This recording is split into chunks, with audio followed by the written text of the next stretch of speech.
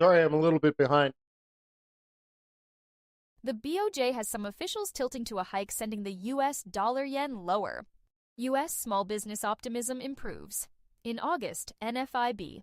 Gold consolidates near 3,750 ahead of US NFP benchmark revision. The North American economic calendar is light today. Pi network price forecast. Whale continues to buy as PI consolidates. Mexico headline inflation in line with expectations, 0.06% in August. Mexico 12-month inflation meets expectations, 3.57% in August. Crypto today, Bitcoin seeks $120,000 breakout, Ethereum $5,000, and XRPI's record high. Euro US dollar is signaling a possible trend reversal on the intraday charts, with price not breaching support. HFM celebrates 15 years of empowering traders through education and trust.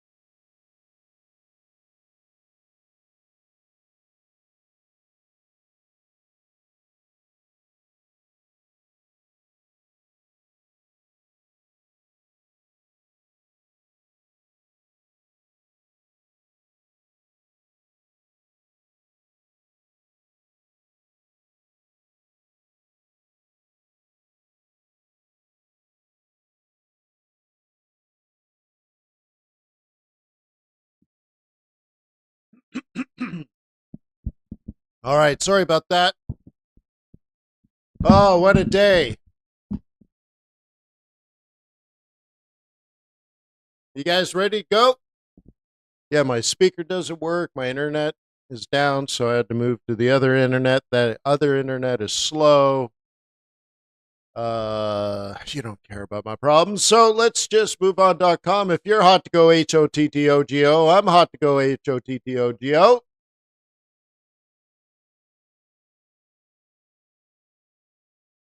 Let's go.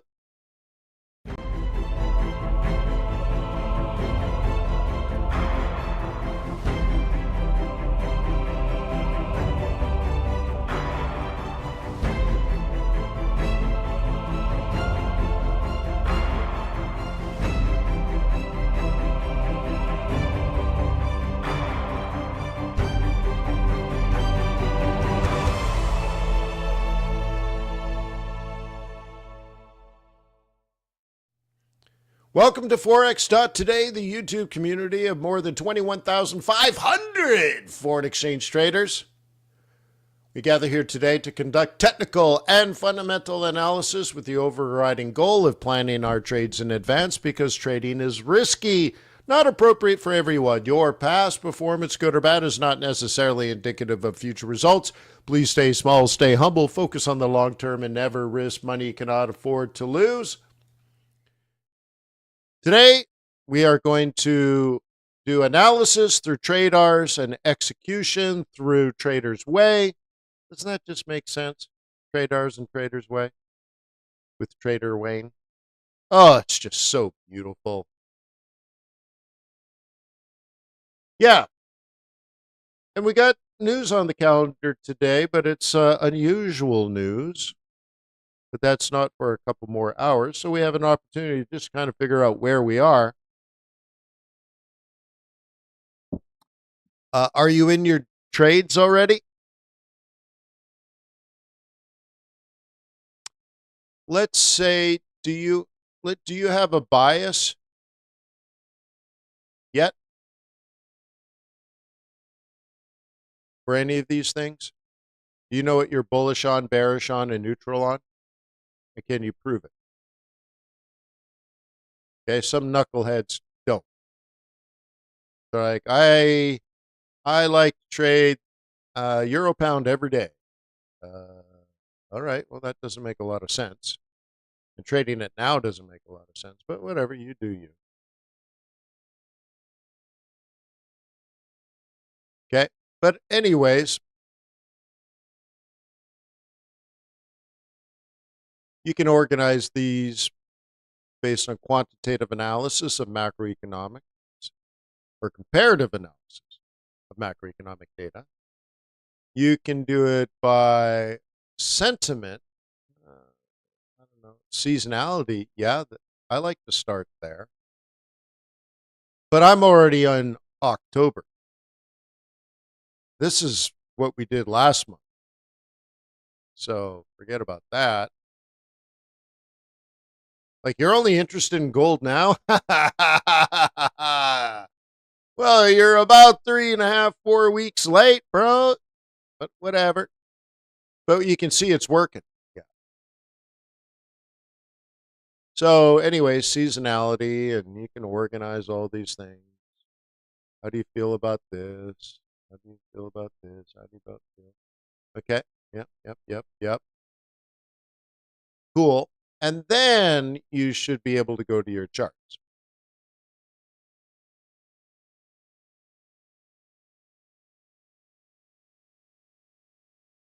Because how are you supposed to read this if you don't have an opinion on if it should go up, down, or sideways?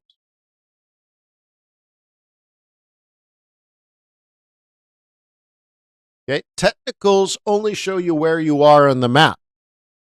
They don't tell you where you're trying to go, nor does it know why you want to get there. Here you are on the map. So what? Where are you trying to get? Home.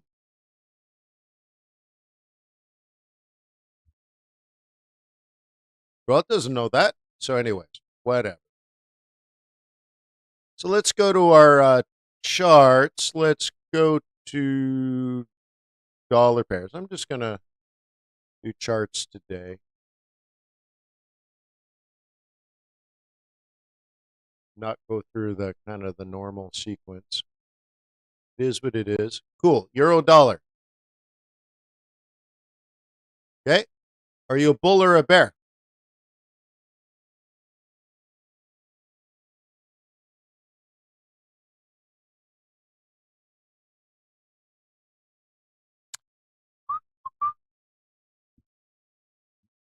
Could be interesting. Okay. And now you sit and you wait.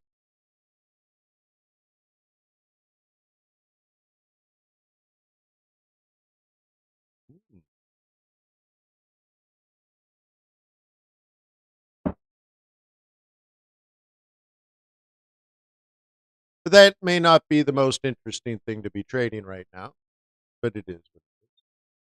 Aussie's had a great run. Been super happy with Aussie over the last 3, 4 weeks, maybe even longer than that, 2 or 3 months, because the economic data has been improving.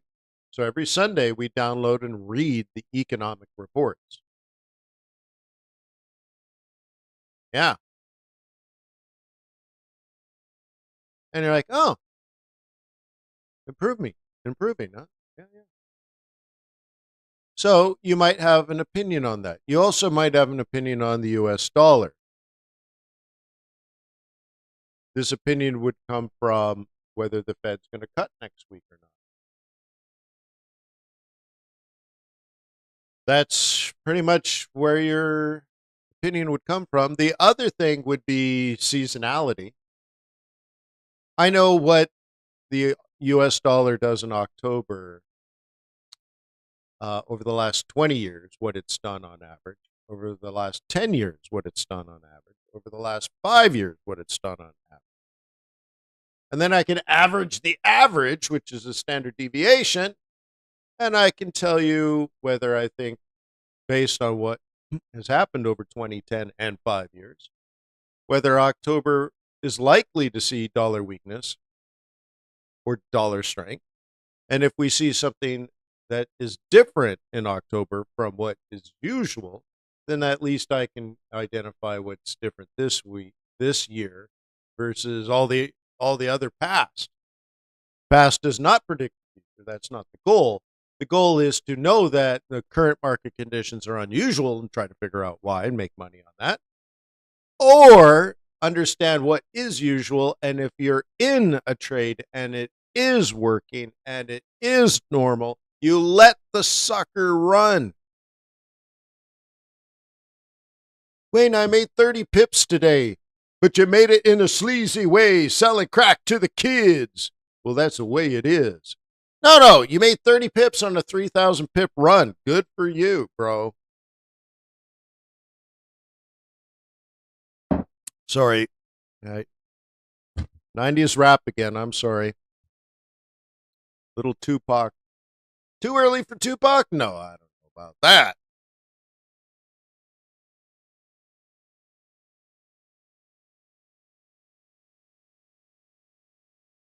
Okay, so if you're a bull, maybe this is a buy zone for you. Have you figured that out? I don't know if this is going to go up, down, or sideways. I don't know the future. Okay, but I can tell you, if you analyze using pivot points, we see this as a buy zone, which is implied volatility. Great. If you use moving averages, this is the first buy zone, or the buy price. That's the second. And anywhere in between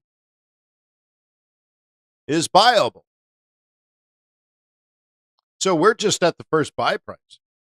I love these 3 hours of price falling. Love it. Why? Well, I might be a bull. Cool. What else do we see? Price action. Okay. Price action says this could be a role reversal. This could be a role reversal. You're like, Wayne, that's very similar to the pivots. Well, maybe that's what pivots do in their mathematics. High, low, close divided by 3, or open, high, low, close divided by 4. Oh, wait, it's looking at highs and lows? Uh-huh. Yeah. Yeah. Don't you? So if you understand the math, then suddenly you're like, oh my God, I can figure out, I can stand here for hours staring at this chart, trying to figure out where support and resistance is. But it's already built into the math of pivot points. It looks for the highest high and the lowest low. Well, the highest high must be resistance, lowest low must be support in an uptrend. Uh-huh. Good call, bro. And you're like, wait, so the central pivot point is a weighted average and not a mean average? Uh-huh. So the central pivot point isn't just the middle, it's higher than the middle in uptrends because it's skewed to bullishness, or it's lower than average in a downtrend because it's skewed to bearishness. And all of this is based on price action? Uh-huh. So you could try to do all of that stuff, or you could just master pivot points. You see? If you know the math, then you know what you need and you know what you don't need. Because you don't need 3 different ways to do the same thing. Just pick one, dude. One. And then master it.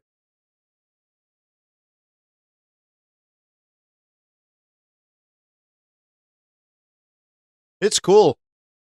I'm not a mathy person, but like I enjoyed my statistics class in grad school at Harvard because when I took statistics in 1982, it wasn't fun.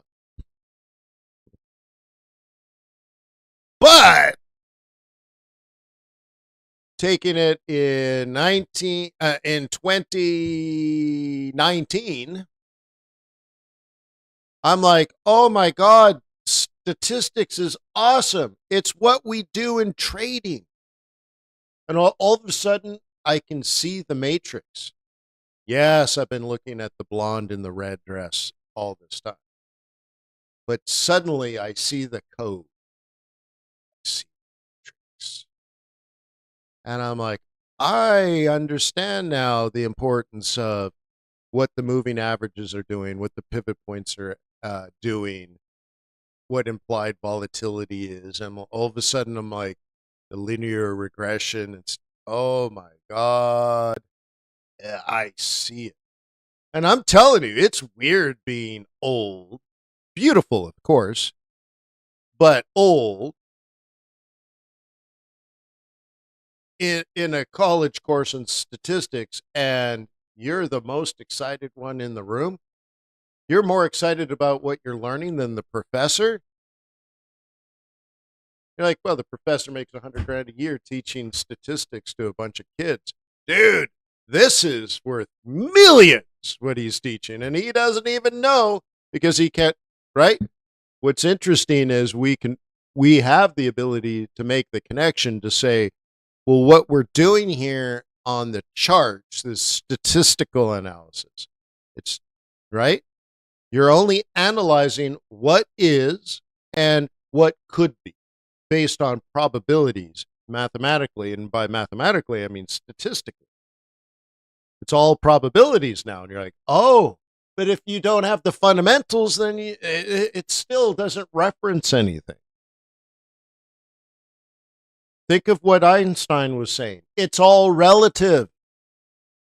Relative to your fundamental bias. If you have a fundamental bias, then what you're staring at in the charts mathematically and statistically is relative to your observation fundamentally. Are you bullish and aggressive, bullish and conservative? Are you bearish and aggressive, or bearish and conservative? Or are you bullish or bearish, but everything is neutral right now?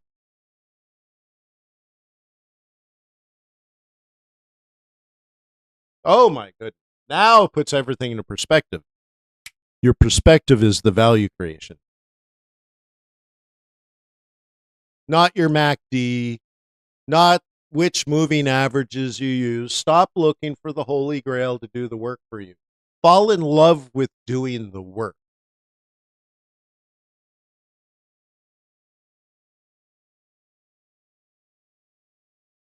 You know what I'm talking about?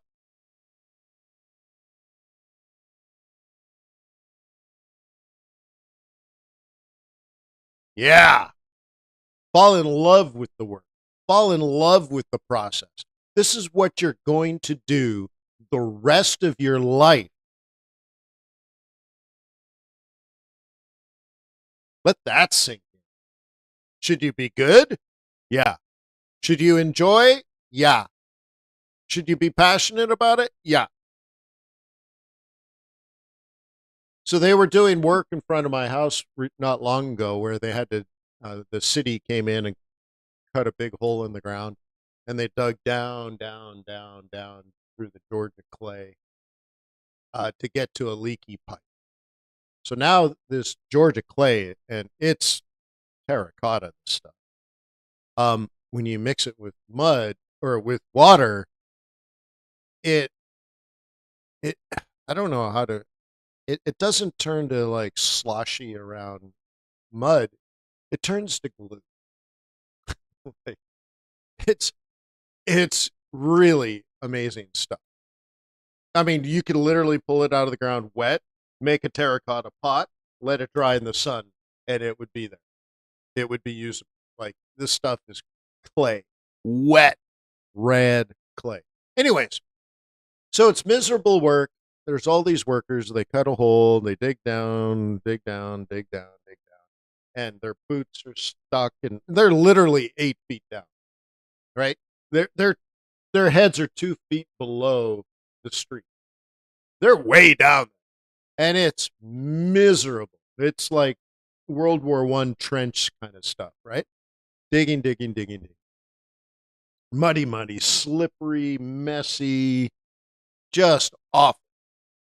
And my wife and my neighbor's wife was out there talking with the men because, they're probably smoking hot.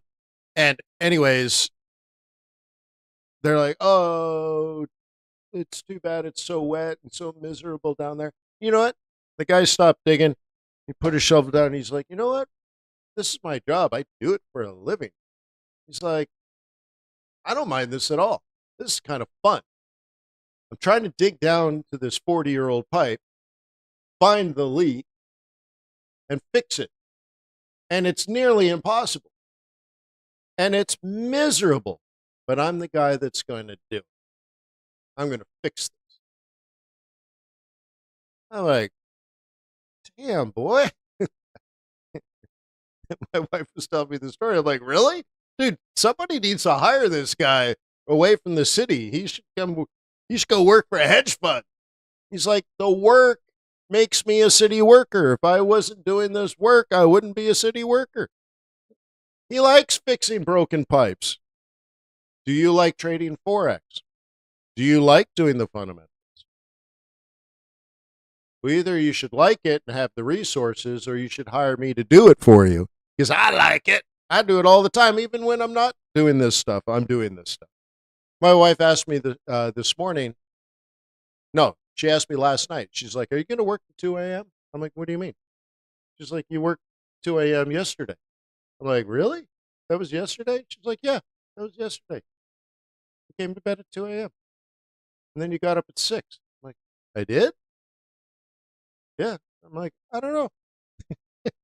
But you're like, "I did? I guess, yeah, I did. I just, working on the fundamentals, reading and doing my research and building the AI to help me do all this.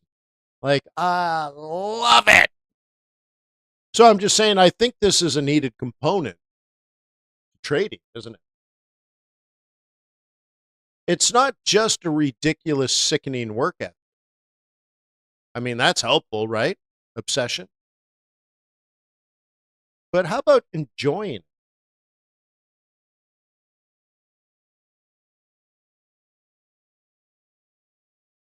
Okay? Let me help you enjoy trading and investing.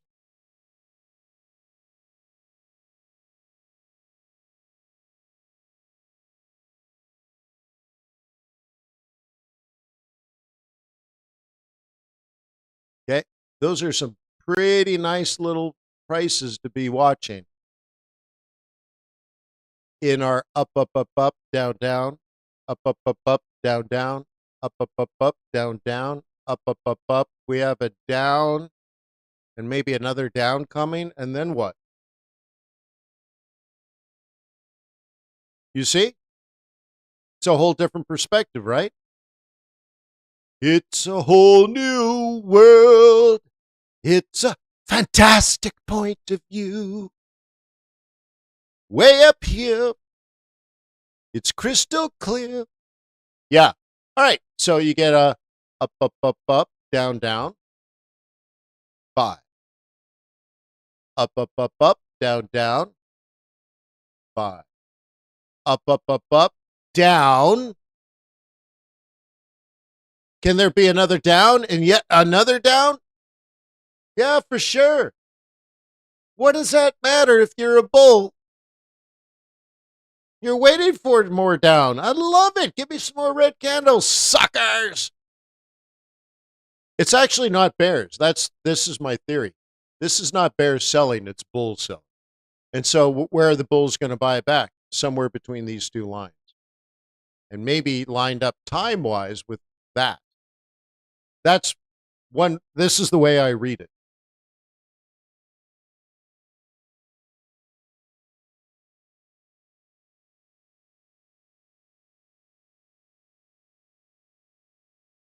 Isn't that neat? That's how I read it. There are no bears. Out here, there are no bears. Out here, we are bullish. Immaculate.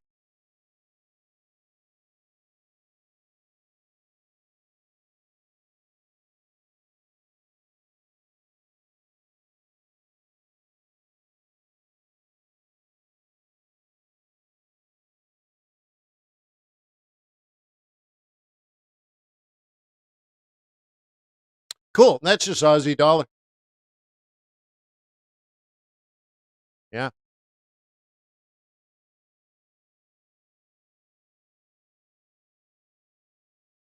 Okay. Here's our plan A. I did this last night, by the way.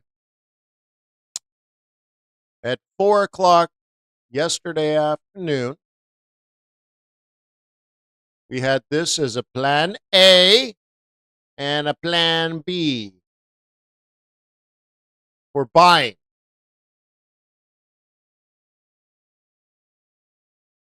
So what worked? Plan A then produced this overnight.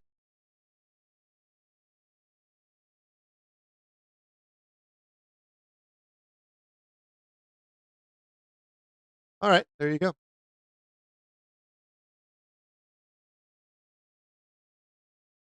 This big red zone is very disconcerting. Okay. But it's clear the market knows the price and they used it in the way that resistance becomes support. We've known this price for a very long time. Actually, I calculated this price on January 1st. You should have been at my annual outlook.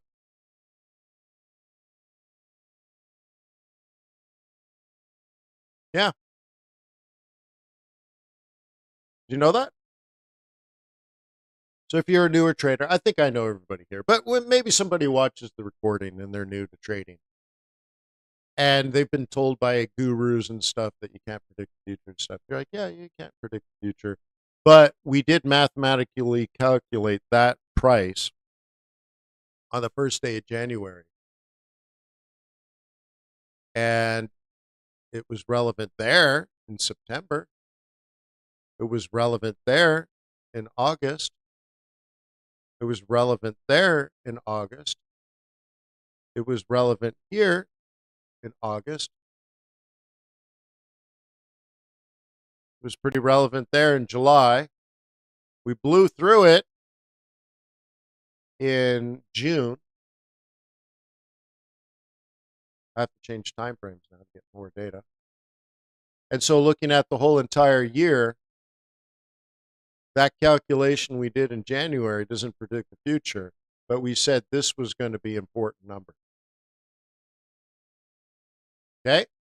Once again, as I talked about before, we're doing mathematics, in particular statistical analysis, to calculate probabilities based on past performance. It does not predict future results. We're not predicting the future. We're analyzing the past to do calculations that show us probabilities, not a prediction, a probability. Based on what the pound dollar did last year, if it stayed relatively the same, non-directional, of course, because we don't know up, down, or sideways, but we can take a look at what happened. And you want to look at the highest highs of last year. Yes, now we got to go to data. So we do some mathematics, statistical analysis of price time data, and okay, we opened here. This was the highest high. This was the lowest low. This was the close. Okay. And it's, okay, the mean is here. So that means this is the central pivot point. And because it's a positive integer on the rise over the run, m is greater than 0, therefore the central pivot for the new year has to rise by other calculations, but we just know, generally speaking, up. So it's a weighted average. And then based on the variance, you can do your standard deviation type stuff, and you start calculating some interesting things, right? So I don't know. We didn't know on January 1st whether this was going to go up or down, particularly with Trump tariffs and all this stuff, right? Fine. I agree with that. We have no idea. But based on implied volatility, I could tell you if we were going to be a bear, that would have been our plan. If we were going to be a bull, this would be our plan. And by the way, on January 1st, I did give you my opinion. Or January 6th or something. I did give you my opinion. And we did analyze this. And so it's cool to know that if bulls already knew in January that this price was going to be important, and it has been over, and over. Looking at last year, what are the most important prices? Well, this is an important price. This is an important price. This is an important price. This was an important price. All pre-calculated on that day.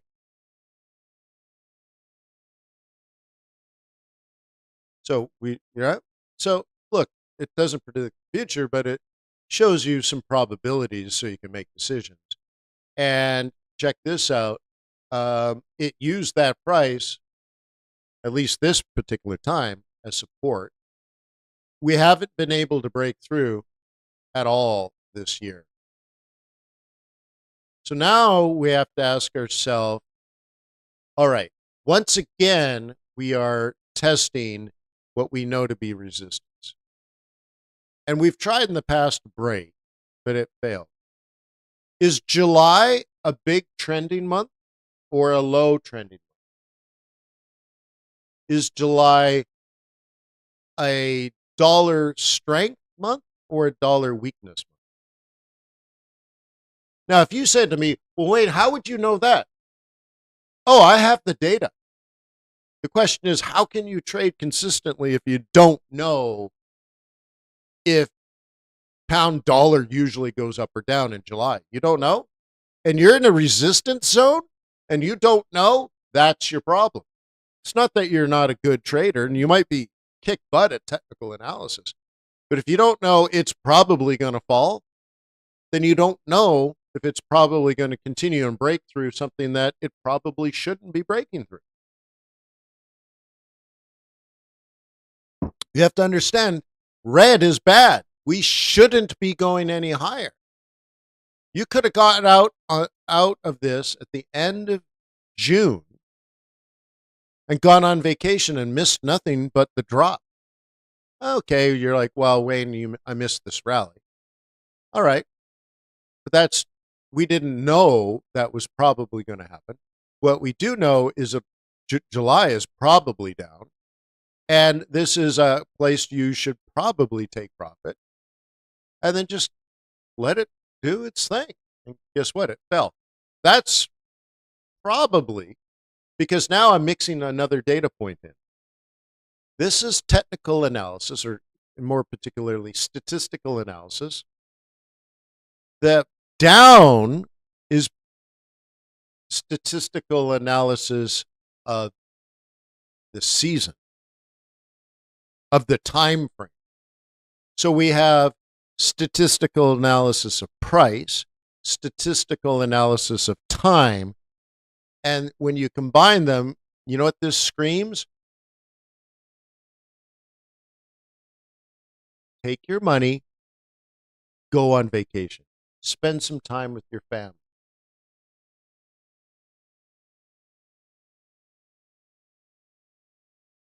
Step away from the charts, go visit a museum, and take a child with you and inspire them to dream.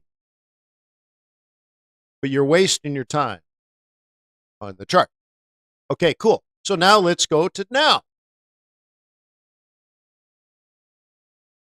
Okay, we have the month and we have, okay.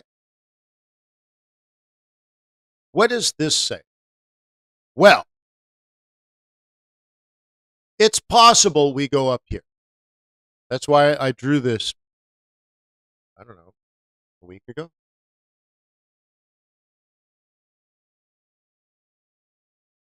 Okay. So, remember, we don't know anything. We only have data. So, one hypothesis is that pound dollar will rise to that price or even higher. It's just, I'm not going to zoom out. Okay. But at least to the top of the red range, which is to the R2. Okay. Does pound dollar usually move up or down over the next 8 weeks?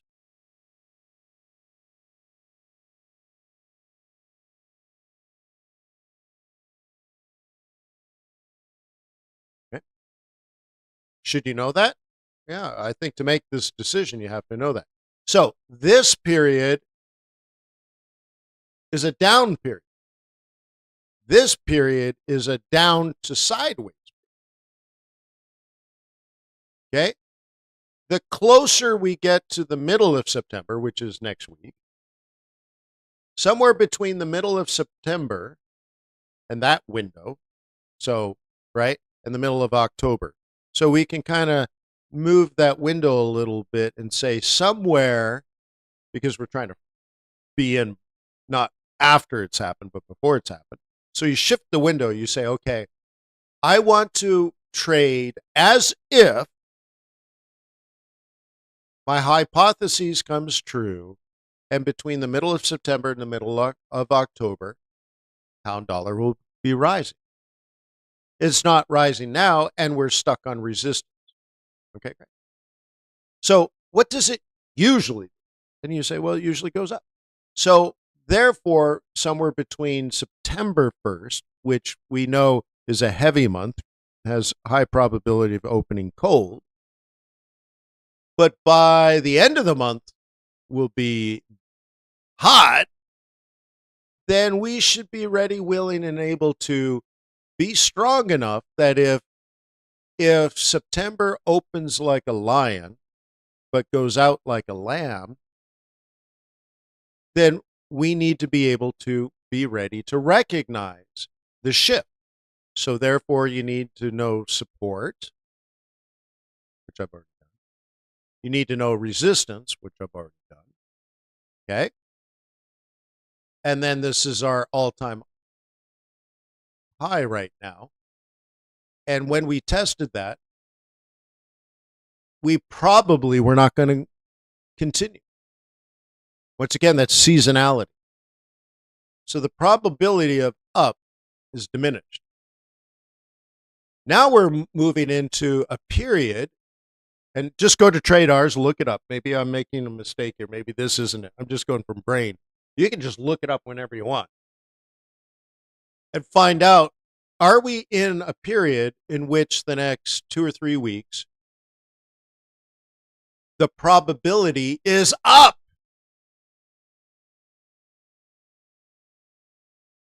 It's been up, generally speaking, all year. But this period is not up. Well, what if this period is up based on normality? I'm not even talking about now. I'm just like, what would be normal if we were going to break and make that higher high? When does that break typically happen? When? Okay. When? So now for when, you need seasonality. Not the why. Why is fundamentals. Seasonality is statistical analysis of time.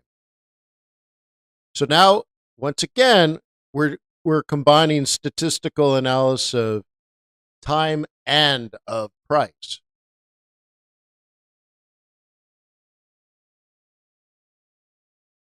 So, in that context, how important is a breakout? Well, if it breaks out, you could try to capture a dip. Should you be in it for 3 hours? 3 days? 3 weeks? Or 3 months? The entry is the same.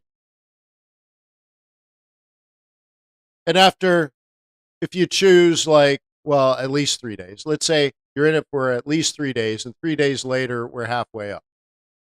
Okay, you can move your stop to break even. Now what? How do you determine? Because you've already done all the work. Now there's no more work to do. See how wonderful that is?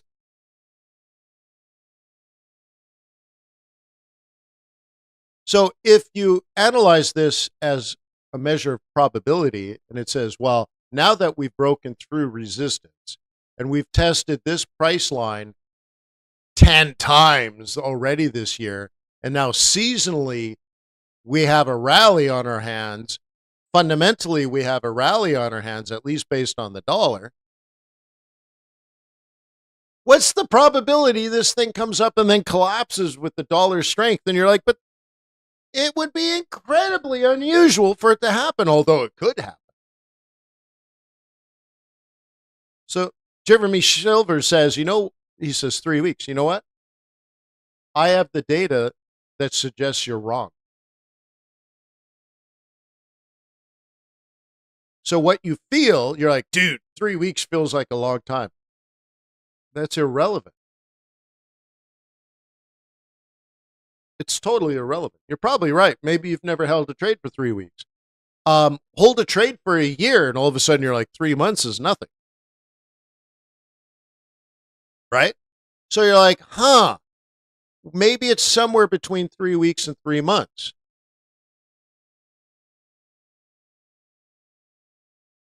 Okay? Now, people that use TRADARS can take this a further and say week 26 to week 45, because we have that quantitative. We don't make it up. It's not a guess. How do you feel about this? I don't know, 3 weeks? What kind of answer is that? Like, I'm not saying you said that, right? But I'm making an example. Okay, Jeremy Silver. It's more like, how long? I don't know, 3 weeks. How do you come to that? I don't know. It seems like a long time. Well, what if you analyze 20 years? Okay, now pay attention, everybody. What if you measure 20 years of pound dollar and it said somewhere around week 26 in and somewhere around week 45 out? No, week 45. Not how many weeks, the week of the year. We're measuring time. Has nothing to do with price. Yet this is time at the bottom, and this is price on the side. We are in a price-time continuum. So having measured 20 years of week over week over week over week over week over week over week over week over week over week over week over week over week for 20 years and quantified it and then did statistical analysis of all of that, what if we knew or could anticipate? It's not that we know. We can anticipate very often somewhere around week 26. This is why I call a window. So what if it was somewhere between week 22 and week 30? We don't know. Every year's slightly different. Some years are completely different. But most years are pretty normal. Summer is usually, it rains differently every day. Sometimes it's a drought. Sometimes it rains a lot. But I can tell you, in Georgia, between the months of May and September, pretty much every day is 92 Fahrenheit. Not every day, but most of the days. Does it rain? Yeah, it rains. Yeah. Very often at night, sometimes in the afternoons. Yeah. Which day? Oh, I can't tell you that. Okay. So what if we thought, well, somewhere around week 26, I'm going to be RWA, ready, willing, and able to look at my charts and confirm that this is turned bullish. That's a B. Okay. Somewhere in this window of opportunity. Okay. Our AO, area of opportunity. And then let's say around week 27, it starts to turn bullish. You're like, oh, well, that's interesting because we've been challenging this area. And by the way, somewhere around this window, pound dollar comes down. You're like, well, that happened. Okay, cool. So you could have been looking to take profit here, and you did. You skipped all of this, and you did. Now you're looking to get back in because that's the time of year you plant seeds for this harvest. So on week 27, it starts to turn bullish. You're like, oh, well, maybe that's my sign. So then you drop into a smaller time frame and you buy a little dip and you jam the stop. And then you're like, well, I'm really worried about this resistance. I was, for sure. And now it's done this and come back. Well, maybe that's a role reversal. You add a second one because you're still in. Now we're in week 28, maybe. And you're like, we're still in the buying window. We don't know if it's going to go up. Hey, in the past, it collapsed. But the difference is if seasonality, it usually goes up somewhere in this window to somewhere in that window. It would be abnormal for it to collapse one more time. It was normal to collapse here. It would be abnormal. You see the difference? And I can prove all of this, which means I think about it weeks and months in advance.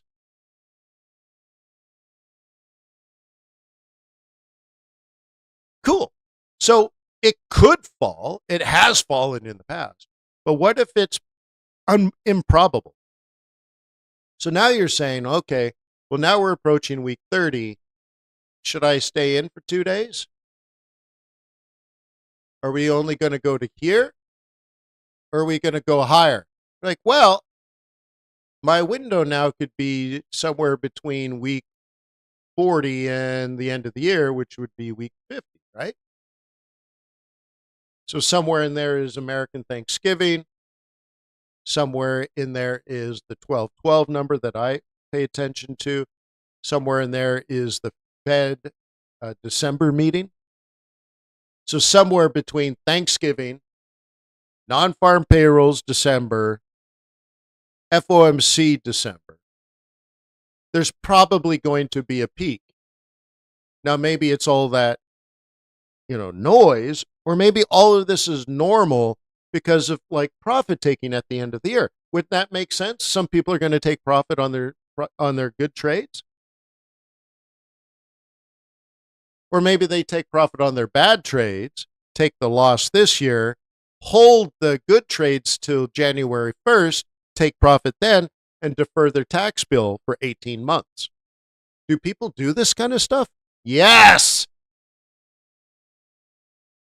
The professionals definitely do this stuff. Absolutely. So if they do something like that every year, but every year is slightly different, but generally the same, then that would create normality, which we call seasonality, and you could predict it. So then you say, well, why would it happen early? Why would people panic early? Well, there's some sort of geopolitical risk around Thanksgiving, or there's lots of fear about the end of the year, and you think it's going to collapse in December, so you want to get out before everybody else gets out, so you front run the drop because you lack confidence.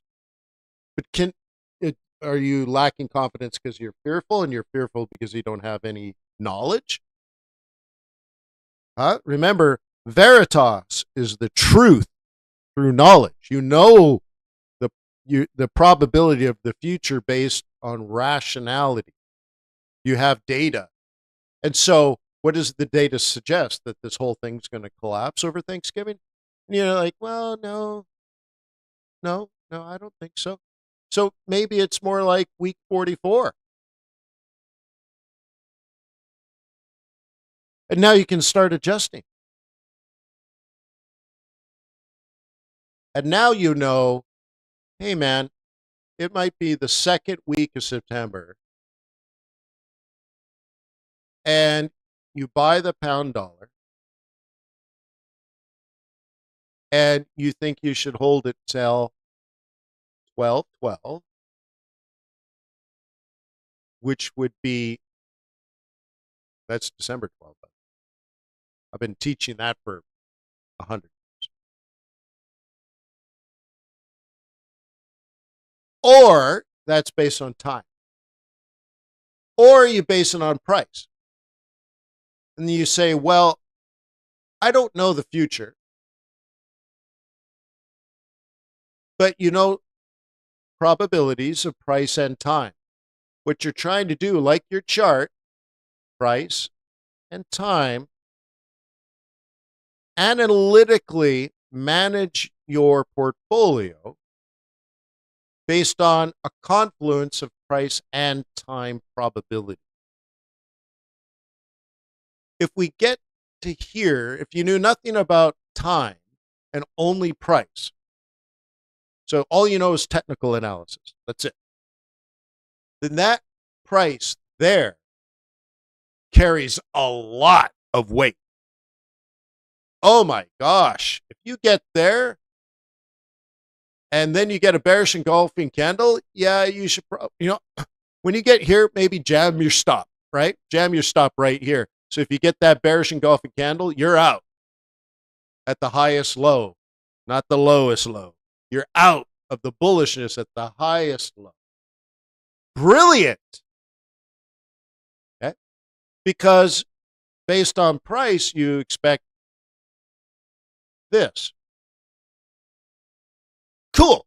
Well, that you should be aware of that price then. Yeah. But what about time? What if it was December and we were still only here? Because it took a lot longer to break out. Why? I don't know. Something negative's happening in Great Britain. Something's changed in our outlook for the dollar. I don't know. That's why we don't know. But, that's a big but, somewhere around December in our window in which pound dollar typically fails and we're only here, Well, this is a different price, which still matters. You should know that that's resistance. And if you get into the opportunity where you're really ready, willing, and able to take profit on your bullish trade, because the probability is increased that we're not going to make it, then you can make informed decisions.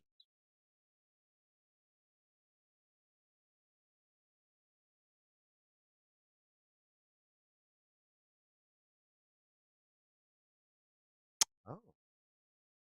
Now, one aspect of probability now is mapping the business cycle with our annual cycle. So now our annual cycle is seasonality, but knowing where we are in the business cycle, which is 8 to 10 years, matters.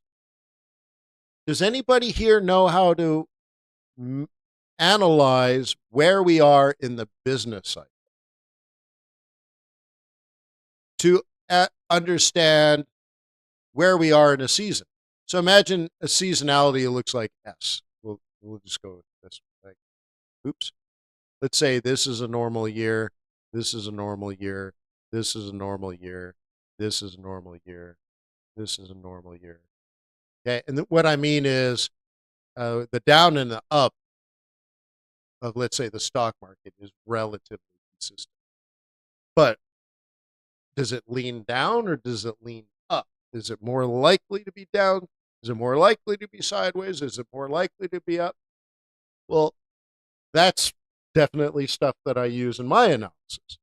So you have to know the general business cycle, not just the seasonal cycle. So what's the best way to measure where we are in the 8 to 10 to 12 year business cycle?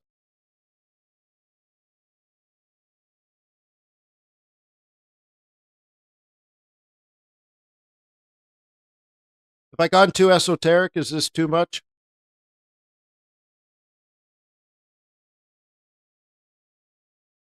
How do we know? Not where are we? How do we know? How do you observe a black hole? How do you observe the business cycle?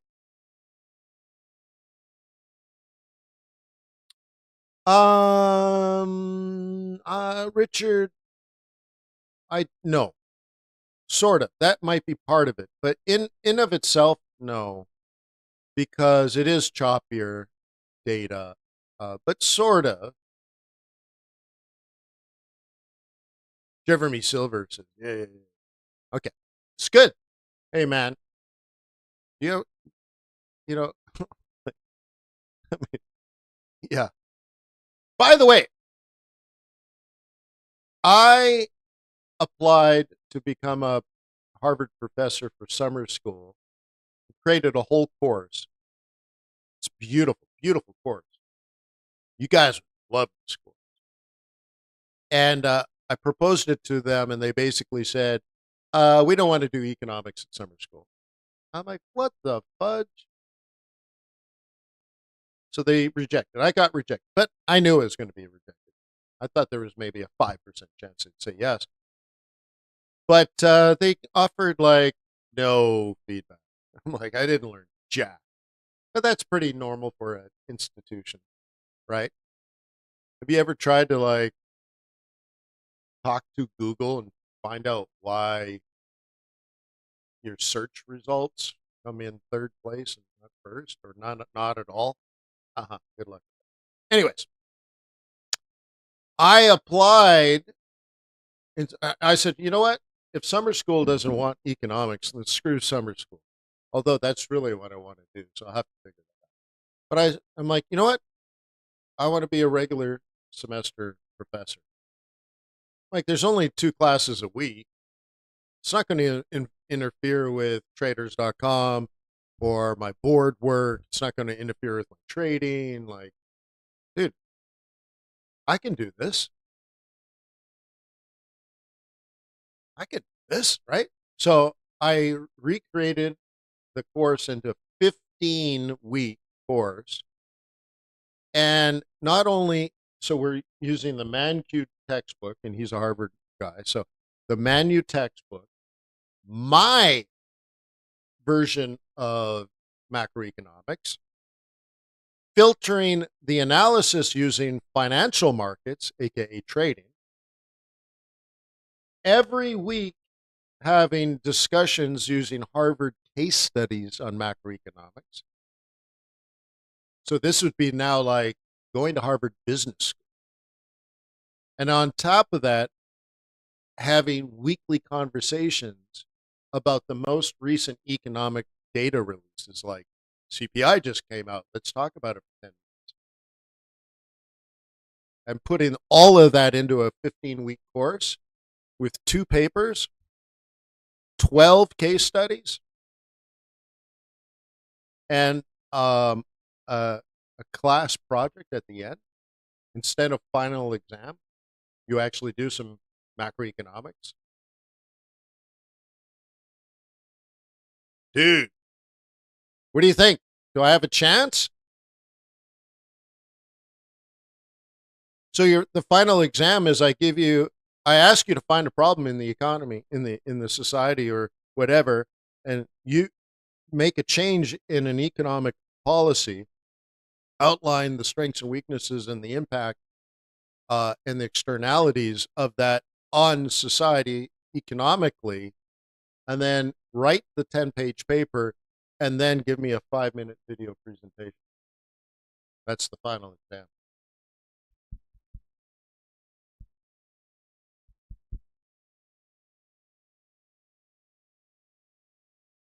Anybody want to take that class? You would learn how to answer the question I just asked you. I think Harvard charges $5,000 for the class.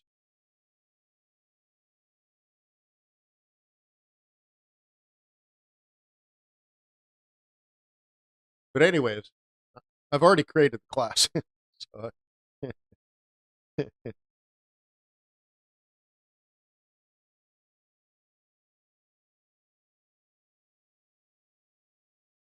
well, Harvard is obviously more on the liberal side, but the media overgeneralizes it. So when you say Harvard is a bunch of radical liberal lunatics, that might be the case. I spent 5 years at Harvard, and I'm not. I don't lean that position. So I would probably notice it, right? Like, oh my God, this radical liberal lunatic stuff is crazy. Now I did see some stuff. I'm not blind or dumb, but in general, were you taught to be a radical liberal lunatic, or if you went to University of Pennsylvania's Wharton School of Business, do they pump out radical, crazy Republicans? I don't know. I didn't go to Wharton. I've stayed at the Penn Club, so I've got to meet some of them. But I'll tell you what, I think they are providing education so that you can analyze the data with your own bias. And if you come in a radical liberal lunatic, you're going to go out a radical liberal lunatic, or vice versa at Wharton. But I didn't get coerced, and I didn't go in, a radical Republican and come out a lunatic liberal. I went into Harvard as Wayne McDonnell. I came out as Wayne McDonnell. So that's my point. And I spent a lot of time there. Oh my God. But anyways, go on, let's answer the question. We have time for this year, so we can figure out what's normal around week 26, what's normal around week 45 for all our assets, for everything. But then every year is slightly different. And, like the seasons are influenced by the tilt in the wobble of the earth as it rotates around the sun. We have a similar thing in capitalism. We have an ebb and flow between greed and fear, risk on, risk off. leverage, deleverage. And it's a normal part of capitalism. And government for about 150 years has been trying to lessen these ebb and flows in the economy because you get things like booms and busts. So, like, you go from the roaring 20s to the depression of the 30s. And that's when the government really stepped in because we went through many of those cycles the 50, 60, 70 years before the 30s. And so the period between the 1930s and the end of the Civil War, there were many amazing booms and disastrous busts.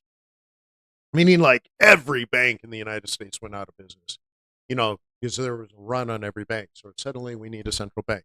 And then when people started coming back from World War I and World War II, we needed jobs for the vets. We needed support for the troops that are returning and all this kind of stuff. And so we started just for the first time measuring, well, how many jobs are there for the troops? Well, we didn't need that before. It wasn't a government problem. You don't have a job. What does that have to do with the government? And so all this kind of changed more recent.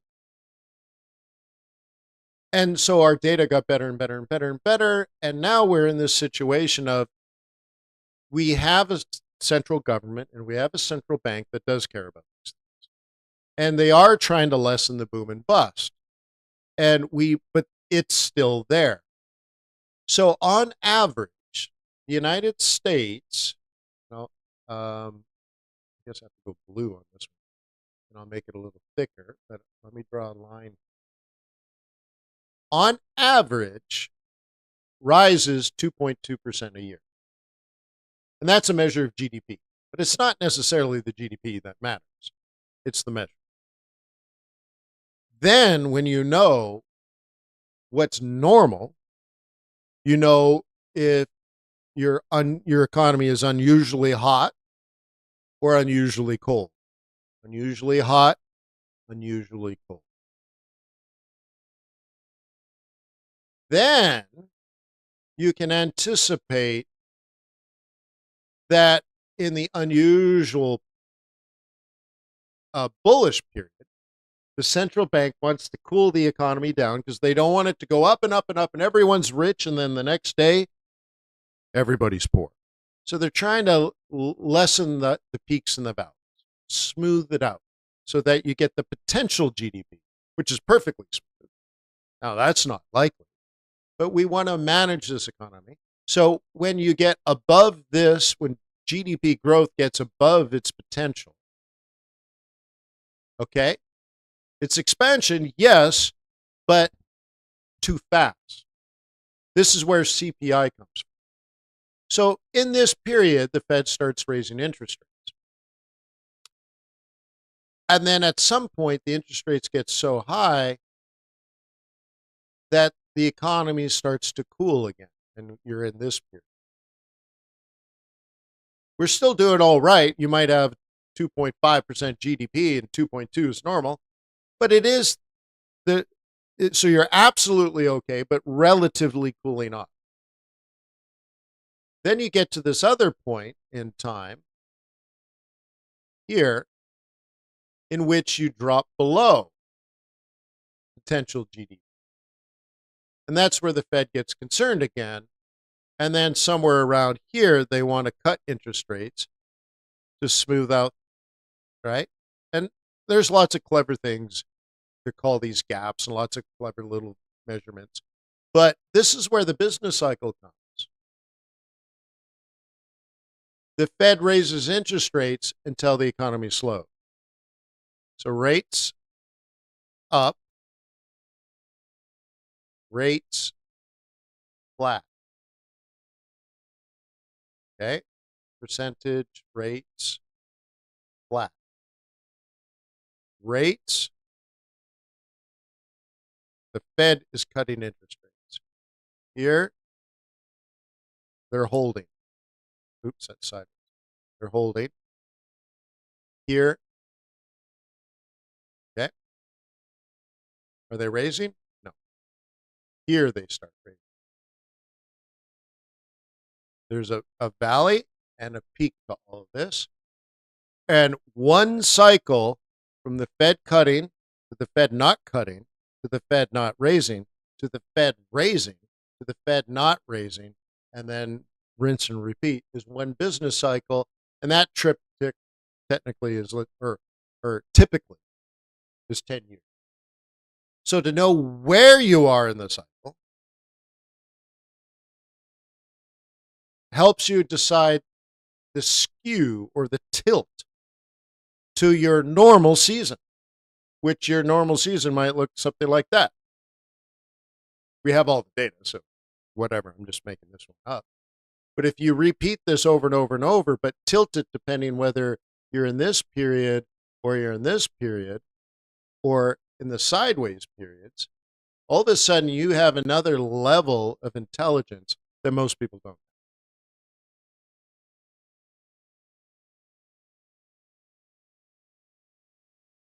So you have your annual cycle and you have your business cycle. Are you guys enjoying this? Or do you prefer, see, like if I was just buying and selling euro dollar, we'd have 1,000 people watching right now. But this is worth, I think, a lot of value.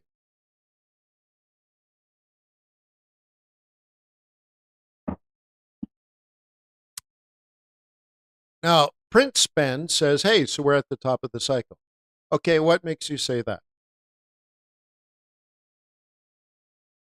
I'm not saying you're right. I'm not saying you're wrong. I'm just, what makes you say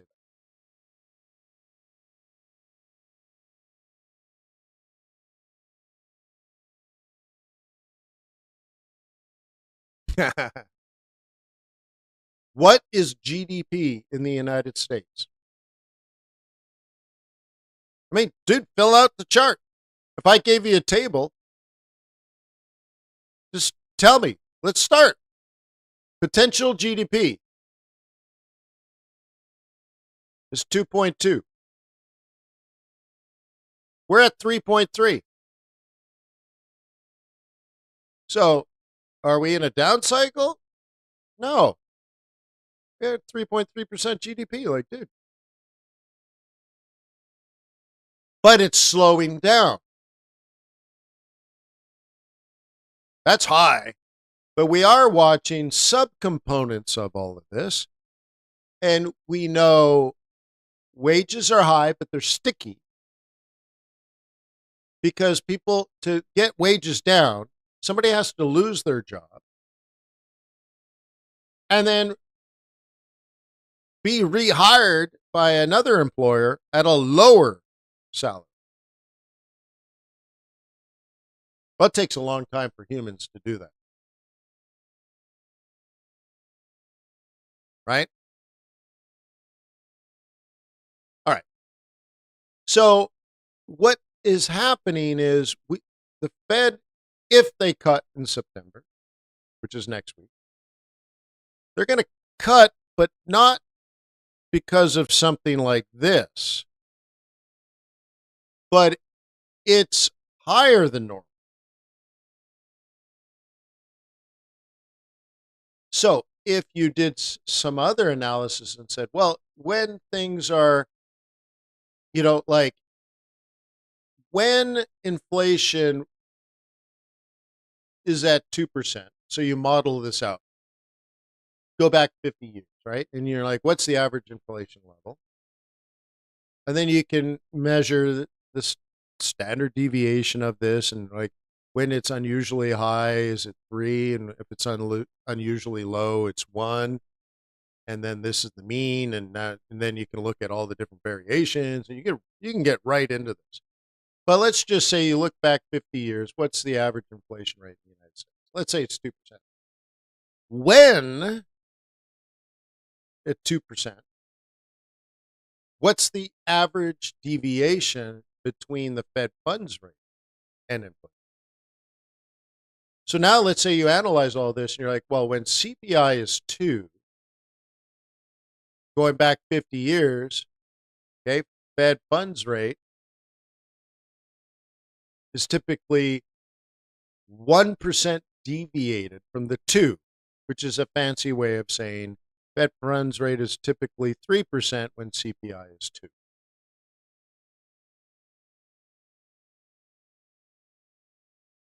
And so we're at 3 now, so that means the Fed funds rate should be at 4. Okay. We're not quite at 3 on inflation, right? What is inflation? 0.7? So we could look at that and say, well, if we're at 4.25 to 4.5, and I like to dumb it down and just say 4.5. I don't like the range. So when I'm doing my programming, I always use 4.5. A lot of people use 4.38 because that's the effective rate. That's the middle between. I don't like middle. Harvard teaches never meet halfway. So I don't like 2.38. If it's 5, so I go 4.5.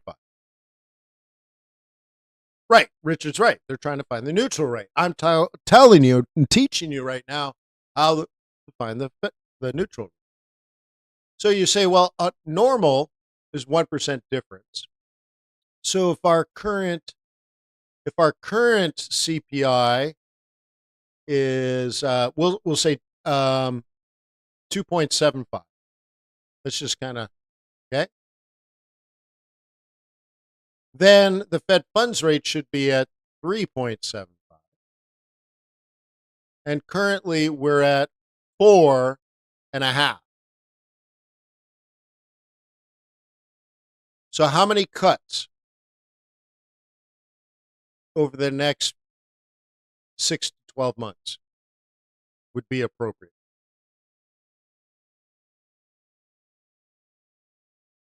3.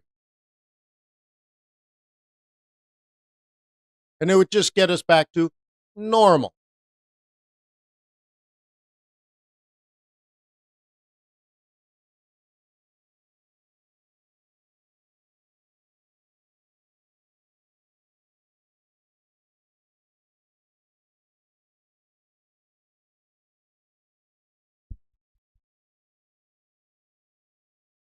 I want you to be a completely independent trader and investor. I want your brain, your activity, your thought process, and your decisions to be the value you create. Because you can positively impact your trading, but at some point, you may decide to give others advice or trade for others. Either way, having a sound foundation in your decision-making process makes you profound.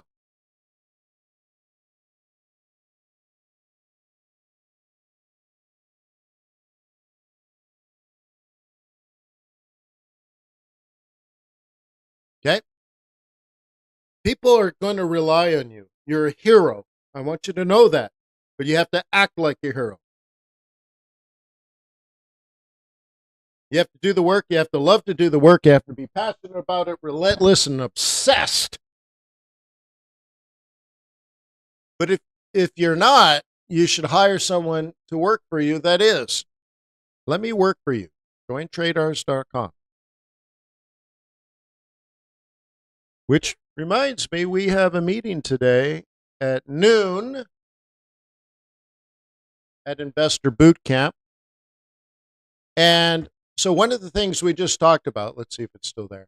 One of the things we just talked about is the business cycle and the Fed cutting and raising based on where we are in the business cycle. So today we are watching a video that doesn't explain the business cycle.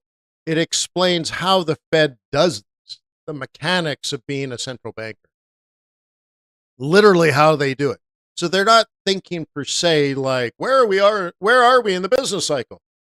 But they're measuring individual components of that are measurements inside the business cycle, things like GDP, inflation, jobs, wages, and all this kind of stuff. CPI, PPI, PCE. Okay, they measure all of this.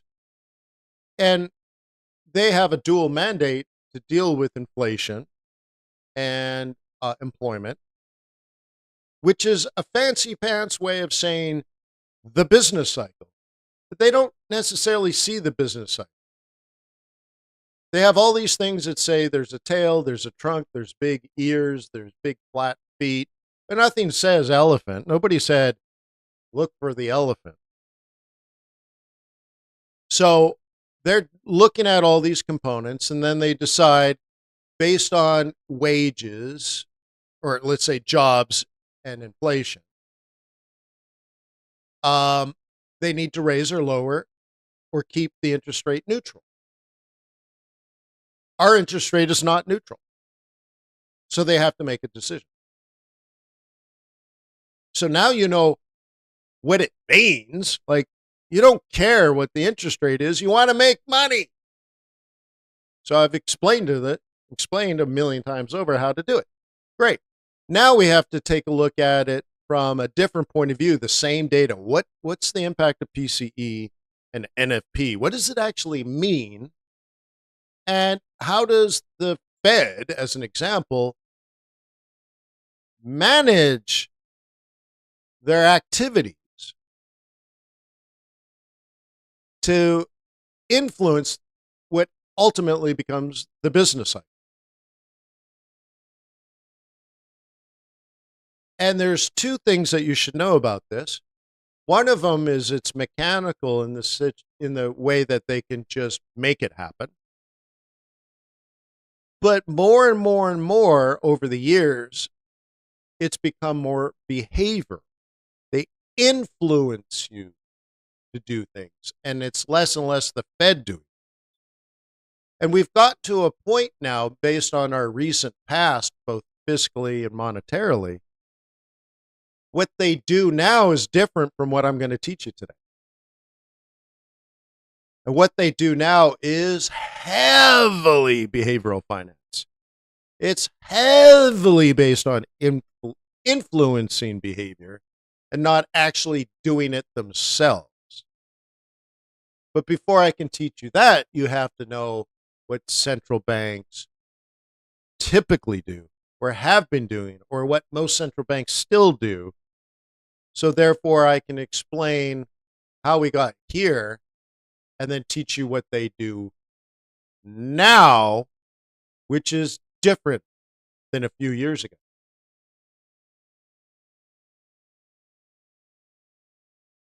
We're doing that over at Investor Bootcamp.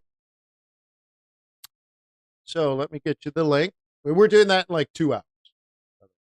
Like noon. Almost 2 hours.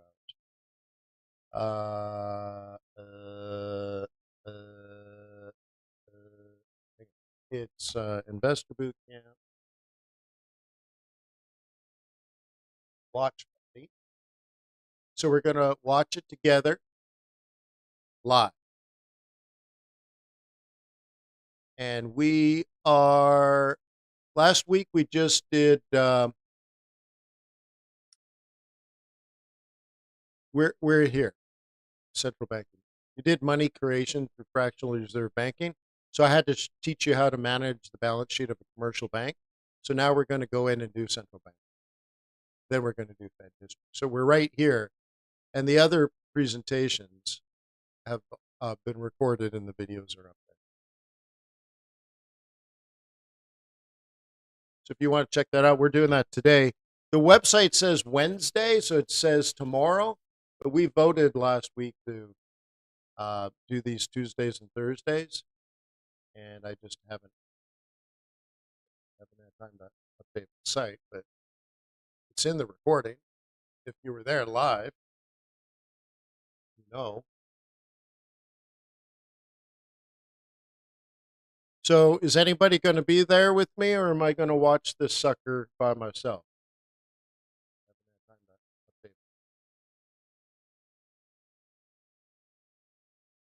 Who's going to meet me for lunch?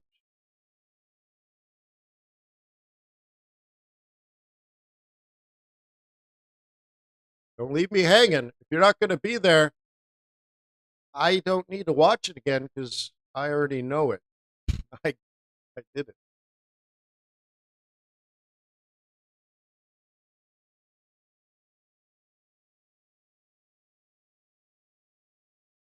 Because if you don't remember this lecture in particular, you have to know this. This is the most important lecture of them all. If you don't know how to manage a central bank tradition, there's no way in the world you're going to understand what I'm going to teach you at the end of the lecture series. And that's the new way the Fed works. And it's far too complicated. If you don't understand the basics, you're not going to understand anything, no matter how wonderful my charts and graphs are, no matter how well I explain it.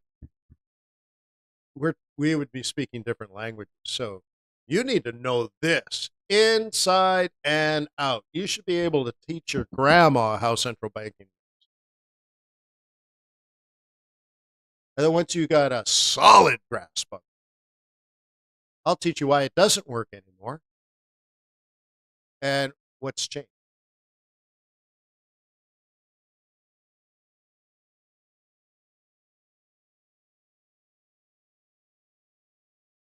Yeah. All right. So there's going to be 4 of us together.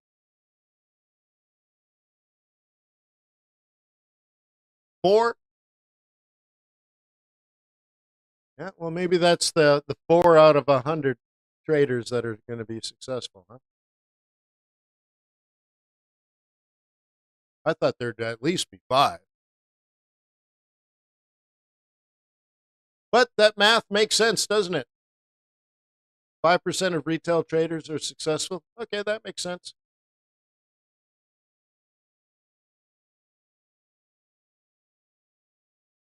So we got to go. The markets are open, all that kind of stuff.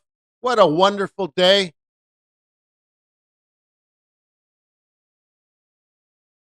I'll see you at noon for the watch party. And by the way, the price is whatever you want to pay. I think the minimum is $10. But you might live in a country where $10 is a lot of money. You're like, oh my God.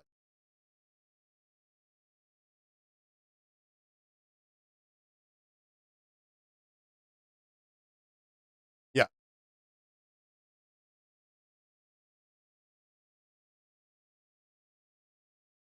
So pay what you can. Pay what's right. That's it. It's beautiful though, huh?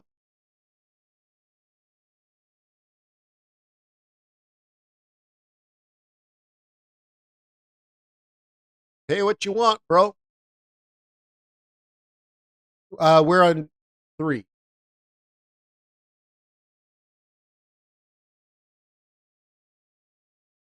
Yeah, I think we're on 3. Might be 4, but I think it's probably might be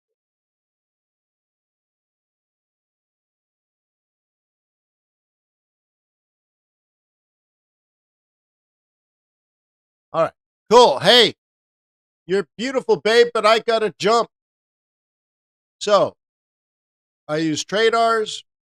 I use Trader's Way. Life is good. Life is great. Life is beautiful. Swing on by traders.com. It's only money. You can keep wasting your time if you want. Problem is, you can't make more time. So you can't give up time. So stop wasting your time. You can never make it back. So if you can't give up time, give up some money. Stop wasting time and invest your money. Radars isn't that expensive. It's $200 a month. The average car payment in America now is $1,000. Did you know that? Per month.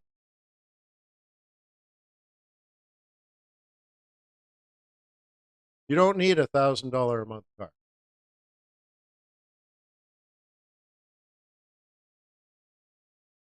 Cars are a waste of money.